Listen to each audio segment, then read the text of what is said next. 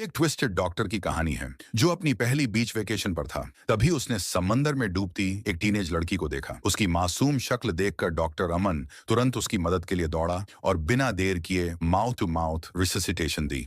उसकी quick emergency care से लड़की की जान बच गई। आसपास खड़े लोग उसे हीरो मानने लगे। लड़की रिया अपने लाइफ सेवर की बेहद आभारी थी, लेकिन उसे नहीं पता था कि मदद के पीछे उसके इरादे कुछ और ही थे। उसे पूरी तरह अपना बनाने की सनक। वह उसकी माँ मीरा के साथ हॉस्पिटल तक गया, जहां पता चला कि वह कॉलेज स्टूडेंट है। यहीं से ऑब्सेशन शुरू हो गया। इसके बाद वह रोज उसके कॉलेज के आसपास मंडराने लगा, लेकिन उसे अंदाजा नहीं था कि उसकी जिंदगी में पहले से एक बॉयफ्रेंड करण मौजूद है। दोनों को साथ देखकर उसके अंदर जेलसी भर गई। करण को शक हुआ और उसने उसे कार से खींचकर बाहर निकाल लिया। माहौल बिगड़ ही रहा था कि रिया ने बीच में आकर बताया कि यही वही डॉक्टर है जिसने उसकी जान बचाई थी। तब जाकर मामला शांत हुआ। शक दूर करने के लिए करण ने डिनर का इन्विटेशन दे दिया। वहीं उसने झूठ बोला कि वह रिया की मां का कांटेक्ट लेने आया था, क्योंकि पहली मुलाकात में उसे मीरा पसंद आ गई थी। रिया को वह डिसेंट लगा और पिता की मौत के बाद मां की लोनलीनेस देखते हुए उसने दोनों को मिलाने का फैसला कर लिया। शुरू में मां हेजिटेंट थी, लेकिन बेटी के कहने पर मिलने को राजी हो गई। असल मकसद फिर भी वही था, बस किसी तरह रोज रिया के करीब रहना। वह मीरा का ख्याल रखने लगा, उसकी एक्रोफोबिया और इंसोम्निया में मदद करता रहा। उसकी केयर से मां को लगा कि उसे सच्चा प्यार मिल गया है, जबकि असली निशाना उसकी बेटी थी।